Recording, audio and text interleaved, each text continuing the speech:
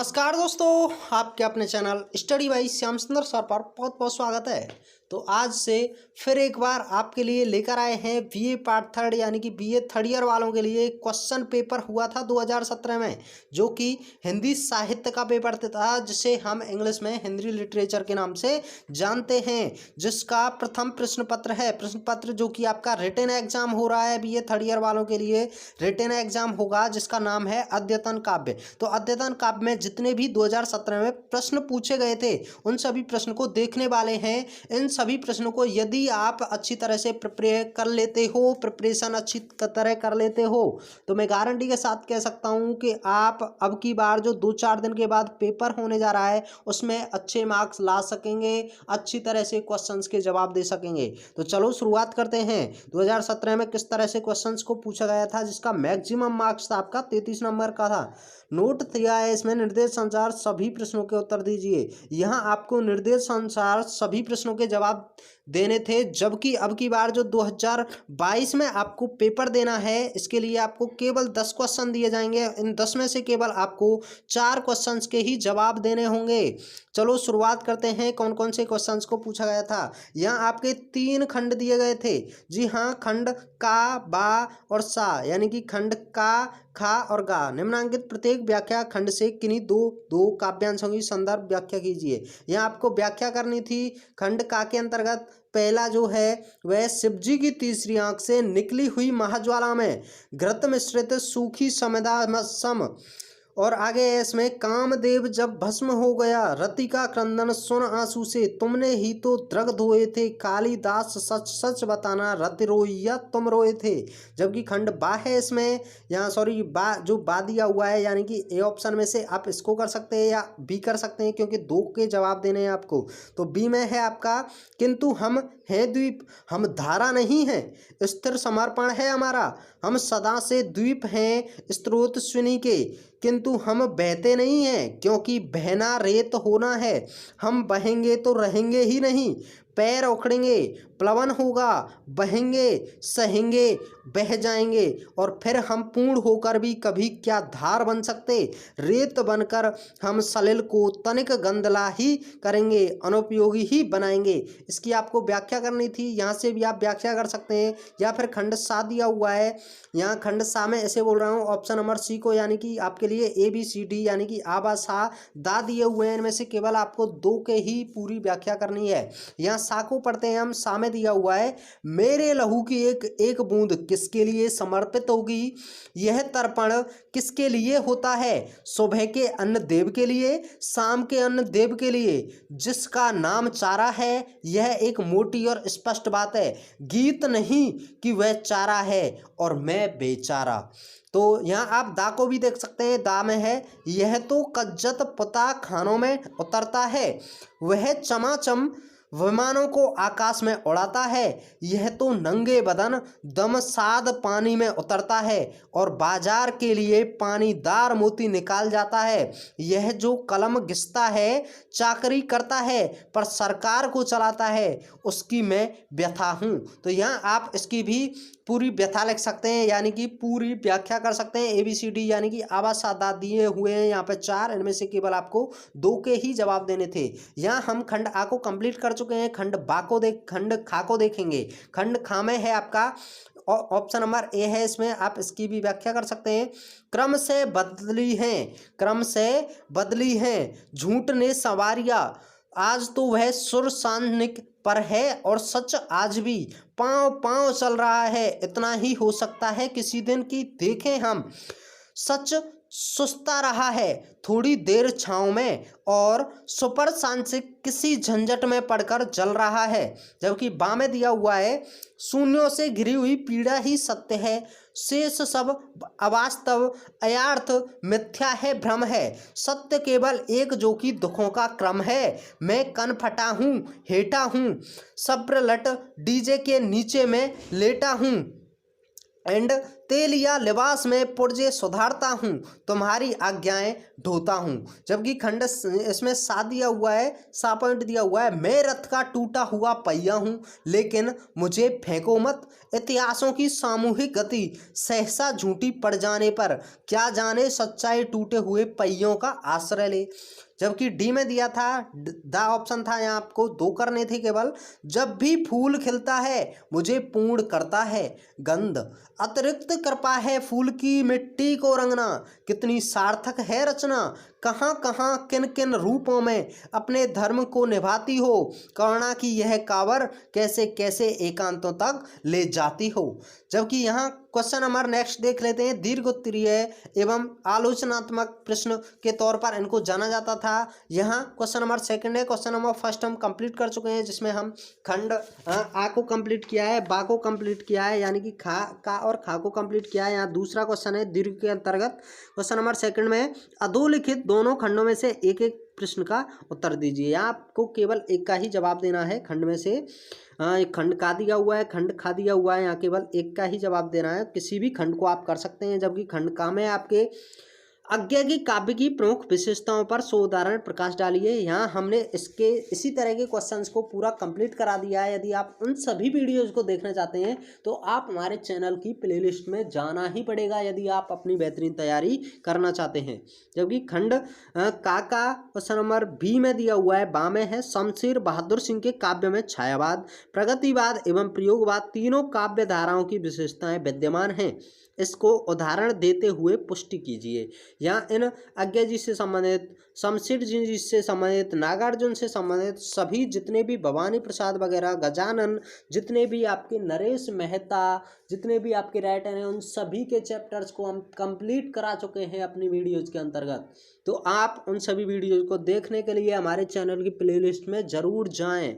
तो खंड सा में है आपका क्वेश्चन नंबर सा है, नागार्जुन के काव्य में मानवीय संवेदनाओं को सशक्त अभिव्यक्ति हुई है, सम प्रमाण विवेचना कीजिए। यहाँ आपको सम प्रमाण विवेचना करनी थी। जबकि दा है, प्रयोगवादी काव्य धारा की प्रमुख विशेषताएं बताइए। प्रयोगवादी काव्य धारा की प्रमुख विशेषताएं कौन कौन सी हैं, उन सभी के बारे में आपको डिटेल से बताना था। जबकि खंड खा के अंतर्गत जो भी क्वेश्चंस हैं उन सभी क्वेश्चंस को देखते हैं यहाँ। तो खंड खा में पहला क्वेश्चन था, भवानी प्रसाद मिश्र के काव्य की प्रमुख प्रवृत्तियों का उल्लेख कीजिए। यहाँ आपको भवानी प्रसाद मिश्र के काव्य की जितनी भी प्रमुख प्रवृत्तियां हैं उनका उल्लेख करना था। जबकि बा क्वेश्चन था, गजानन माधव मुक्तिबोध की कविता की विशेषताओं पर प्रकाश डालिए। यहाँ आपको गजानन माधव की मुक्तिबोध की जितनी भी कविताएं उन पर प्रकाश डालने को कहा गया है। जबकि खंड सा यानी कि क्वेश्चन नंबर 7 था आपका, सिद्ध कीजिए कि धर्मवीर भारती के काव्य में भाव एवं कला पक्षों का सुंदर समन्वय हुआ है। जबकि दा क्वेश्चन था, नरेश मेहता से संबंधित क्वेश्चन आया है। यहाँ नरेश मेहता की काव्यगत विशेषताओं पर उदाहरण प्रकाश डालिए। जबकि लघुत्तरीय प्रश्नों को देख लेते हैं। यहाँ लघुत्तरीय प्रश्नों का भी आपको सटीक से जवाब देना था। यहाँ देख सकते हैं क्वेश्चन नंबर 3 था, अधोलिखित निम्न में से किन्हीं 5 प्रश्नों के आपको जवाब देने थे। यहाँ काफी क्वेश्चन दिए हुए हैं, केवल आपको 5 के ही जवाब देने हैं। पहला है, केदारनाथ अग्रवाल ने लोक जीवन का सटीक चित्रण किया है, संक्षेप में लिखिए। यहाँ केदारनाथ जी के लोक जीवन का सटीक चित्रण किया है, तो उनके संक्षेप में आपको वर्णन करना था। जबकि क्वेश्चन नंबर आ यानी कि बड़े आ, बी भी बोल सकते हैं हम, खंड यहाँ हम बा भी बोल सकते हैं, शिवमंगल सिंह सुमन पूंजीवादी व्यवस्था के प्रबल विरोधी समझाइए। यहाँ आपको शिवमंगल सिंह को सुमन के नाम से भी जानते हैं, पूंजीवादी व्यवस्था के प्रबल विरोधी हैं, इनके बारे में थोड़ा आपको एक्सप्लेन करना था। जबकि नेक्स्ट क्वेश्चन था, हिंदी गजलकार के रूप में दुष्यंत कुमार का स्थान निर्धारित कीजिए। तो यहाँ आपको इसका भी जवाब देना था। और यहाँ नेक्स्ट क्वेश्चन था, आलोक धनबा के कृतित्व पर प्रकाश डालिए। यहाँ आलोक धनबा का जो कृतित्व है उस पर आपको प्रकाश डालने को कहा गया था। और नेक्स्ट क्वेश्चन था यहाँ आपका, केदारनाथ अग्रवाल की बसंती हवा कविता की 2 विशेषताएं लिखिए। यहाँ आपको केदारनाथ अग्रवाल की बसंती हवा की कविताओं के बारे में बताना था। जबकि नेक्स्ट क्वेश्चन था शिवमंगल सिंह सुमन, शिवमंगल सिंह को सुमन बोलते हैं कि दो रचनाओं के नाम लिखिए। यहाँ आपको शिवमंगल सिंह की दो रचनाओं के नाम लिखने थे। जबकि नेक्स्ट क्वेश्चन था दुष्यंत कुमार की दो काव्य कृतियों के नाम लिखिए, दुष्यंत कुमार की दो काव्य कृतियों के नाम यहाँ आपको लिखने थे। नेक्स्ट क्वेश्चन था प्रगतिवादी काव्य की दो विशेषताएं लिखिए। यहाँ आप प्रगतिवादी काव्य की दो विशेषताओं के बारे में भी बता सकते थे। और आगे के क्वेश्चन कुछ इस तरह से हैं। लघुत्तरीय, फिर से लघुत्तरीय प्रश्न आ गए हैं। पिछली बार जो पेपर हुए हैं उनमें काफ़ी हार्ड क्वेश्चन पूछे जाते थे। जी हाँ, काफ़ी क्वेश्चंस को दिया जाता था क्योंकि उसमें आपको 3 घंटे का टाइम होता था। 3 घंटे के अंतर्गत आप आराम से इन क्वेश्चंस के जवाब दे पाते थे। तो क्वेश्चन नंबर 4 है अधोलिखित में से किन्हीं 5 प्रश्नों के उत्तर दीजिए। यहाँ भी आपको 5 प्रश्नों के ही जवाब देने हैं। तो यहाँ देख सकते हैं आप, पहला क्वेश्चन है ताड़ सप्तक के संपादक का नाम लिखिए। यहाँ आपको ताड़ सप्तक के संपादक का नाम लिखना था। जबकि नेक्स्ट क्वेश्चन था प्रगतिवाद के दो कवियों के नाम लिखिए। प्रगतिवाद में जितने भी कवि हुए हैं उनमें से केवल आपको 2 कवियों के बारे में बताना था। जबकि नेक्स्ट क्वेश्चन है केदारनाथ अग्रवाल की एक रचना का नाम लिखिए। यहाँ आप केदारनाथ अग्रवाल जी की एक रचना का नाम लिख सकते हैं, उसी से आपको फुल मार्क्स मिल जाएंगे। नेक्स्ट क्वेश्चन है हरा चेक कविता के रचयिता कौन है। एक हरा चेक नाम की एक कविता है, उसके रचयिता कौन है उसके बारे में भी आपको एक्सप्लेन करना था। नेक्स्ट क्वेश्चन दिया हुआ है कि आलोक धनवा की किसी एक रचना का नाम लिखिए। आलोक धनवा की जो एक रचना है उसके बारे में आपको बताना था। नेक्स्ट क्वेश्चन है नागार्जुन का वास्तविक नाम बताइए। नागार्जुन का जो वास्तविक नाम था, क्या नाम था, उसके बारे में आपको बताना था। और नेक्स्ट क्वेश्चन था यहाँ आपका गीत फरोश कविता के रचनाकार कौन है। गीत फरोश कविता के रचनाकार के बारे में आपको बताना था। और यहाँ लास्ट में आपके दिए गए थे वस्तुनिष्ठ प्रश्न। वस्तुनिष्ठ प्रश्नों के भी आपको कुछ टिक मार के जवाब देने थे, यानी कि आपको एक ऑप्शन का जवाब लिख देना था अपनी कॉपी के अंदर। प्रत्येक प्रश्न के 4 विकल्पों में से एक सही विकल्प को चुनिए। यहाँ आपको एक का ही जवाब देना है, यानी कि एक क्वेश्चन दिया हुआ है, एक क्वेश्चन दिया हुआ है और इसके 4 ऑप्शन दिए हुए हैं। इन 4 ऑप्शन में से आपको एक को ही चुनना होता है।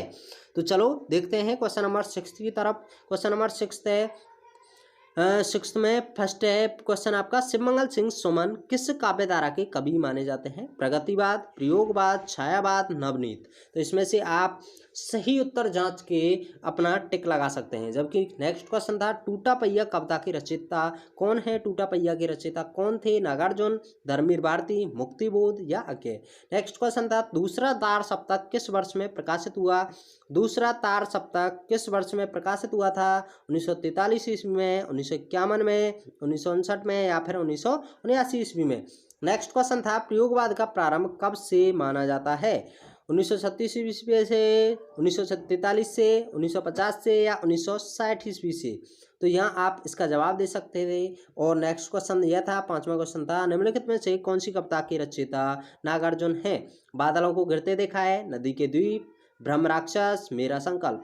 तो यहाँ आप इन सभी क्वेश्चंस को देख सकते हैं। यदि आप एक पेपर को भी अच्छी तरह से प्रिपेयर कर लेते हैं, उन सभी के जवाबों को आप ढूंढ लेते हैं, उन सभी के जवाबों को आप रट लेते हैं, तो आप इस आने वाले एग्जाम में अच्छी तरह से मार्क्स ला सकते हैं। यह मेरी गारंटी है, क्योंकि मैंने पिछली बार भी इसी तरह से पेपर को करवाए थे, तो वहाँ से अच्छा रिजल्ट स्टूडेंट्स का आया था। उन्होंने मुझे कमेंट भी किया था कि सर हमारे बहुत अच्छे मार्क्स आए हैं आपकी वीडियोज़ को देखकर। तो इसी तरह आप भी अपने मार्क्स ला सकते हैं।